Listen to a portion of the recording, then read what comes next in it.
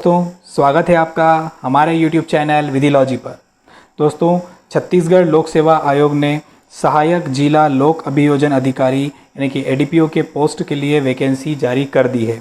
इसके लिए जो आवेदन है वह 8 सितंबर 2021 से शुरू हो रहे हैं और इसकी जो लास्ट डेट है वह है 7 अक्टूबर 2021।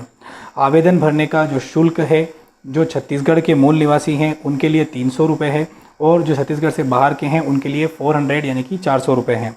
अब बात कर लेते हैं इसके लिए क्या क्या जो क्वालिफ़िकेशन एलिजिबिलिटी क्राइटेरिया क्या क्या है उसके बारे में और इसके साथ ही इसके सिलेबस के बारे में।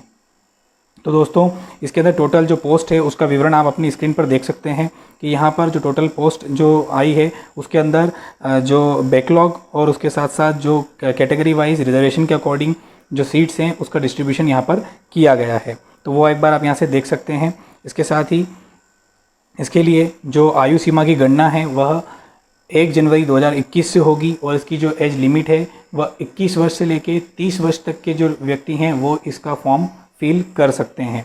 इसके अलावा कुछ एज रिलैक्सेशंस यहाँ पर दिए गए हैं, उससे रिलेटेड जो प्रोविज़न है वो इस नोटिफिकेशन में अवेलेबल है। यह जो नोटिफिकेशन है यह आपको हमारे टेलीग्राम चैनल पर मिल जाएगा। आप हमारे टेलीग्राम चैनल की लिंक इस वीडियो के डिस्क्रिप्शन बॉक्स से ले सकते हैं। यहाँ पर इस पद का जो विवरण है उसके बारे में बताया गया है कि इसका जो सैलरी है वह 38,100 रुपीज़ से स्टार्ट होगा और इसके साथ में इसमें एक क्लॉज और दिया गया है कि जो अपॉइंट होंगे उन्हें 3 वर्ष का जो है प्रोबेशन पीरियड होगा और उस प्रोबेशन पीरियड में जो सैलरी मिलेगी वह 70%, सेकंड ईयर में 80% और थर्ड ईयर में 90%, जो कि यहाँ पर विवरण दिया गया है उसे आप देख सकते हैं। इस फॉर्म को फिल करने के लिए आपके पास LLB की डिग्री होना कंपलसरी है। जब आप एग्ज़ाम फॉर्म भरते हैं उससे पहले तक आपके पास इसके लिए जो इसकी जो डिग्री है LLB की डिग्री जो है वो आपके पास आ जानी चाहिए। यह इसके लिए एलिजिबिलिटी क्राइटेरिया है और जो एज रिलैक्सेशन है वो हमने आपको बता दिया है। इसके साथ ही दोस्तों जो एज रिलैक्सेशन है उसके अंदर जो छत्तीसगढ़ से बिलोंग करते हैं उन लोगों के लिए इसके अलग से जो एज रिलैक्सेशन दिया गया है उसे आप नोटिफिकेशन में देख सकते हैं और अगर और कोई डाउट आपको लगता है तो आप हमें कॉन्टैक्ट कर सकते हैं। अब बात कर लेते हैं इसके सिलेबस के बारे में। तो इसका जो सिलेबस है वह जो है GS और प्लस जो लॉ है इन दोनों से मिलकर बनेगा। तो GS जो रहेगा वो छत्तीसगढ़ का जो GS है यहाँ पर पूछा जाएगा, जिसके अंदर यहाँ पर कुल मिलाकर जो है 50 प्रश्न होंगे और उसके साथ ही 100 प्रश्न जो होंगे वह आपके लॉ से रिलेटेड होंगे। टोटल 150 प्रश्न होंगे जो कि 300 नंबर के होंगे। तो उसके बारे में जो यहाँ पर डिस्क्रिप्शन दिया गया है वो आप देख सकते हैं। जैसा कि आप अपनी स्क्रीन पर देख रहे होंगे कि जो परीक्षा होगी वह 300 नंबर की होगी। जो मल्टीपल चॉइस क्वेश्चन होते हैं वस्तुनिष्ठ प्रश्न उसके आधार पर होगी। इसका जो साक्षात्कार इंटरव्यू है वह होगा 30 नंबर का। तो दोस्तों जो 300 नंबर हैं यानी कि जो एग्ज़ाम के 300 नंबर हैं वह 150 क्वेश्चन यानी कि एक क्वेश्चन जो है वह यहाँ पर 2 नंबर का होगा।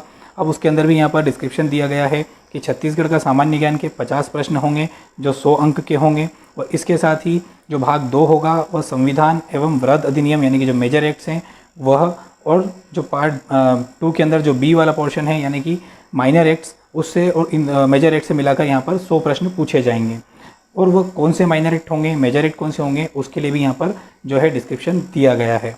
तो दोस्तों यहाँ पर जो छत्तीसगढ़ का सामान्य ज्ञान है वहाँ से 50 प्रश्न पूछे जाने हैं और इसके साथ ही इस पेपर के अंदर 1/3 की माइनस मार्किंग भी होगी। तो ये आपको यहाँ पर याद रखना है। ये इसका सिलेबस यहाँ पर प्रोवाइड किया गया है, यहाँ से आप इसको देख सकते हैं और अगर आप चाहें तो इसका प्रिंट आउट भी निकाल सकते हैं।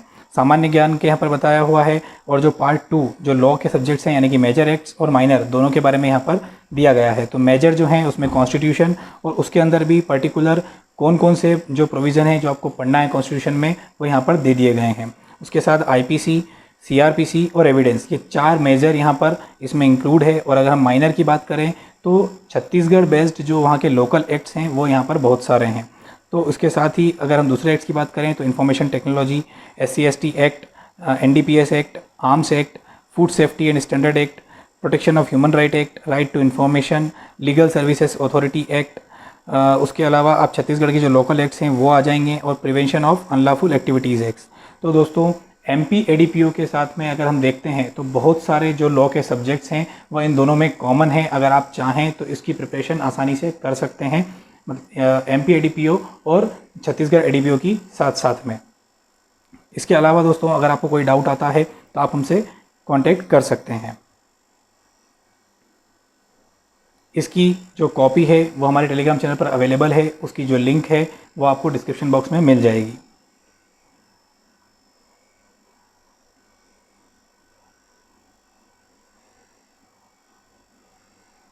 Thank you for watching. Please like, share and subscribe.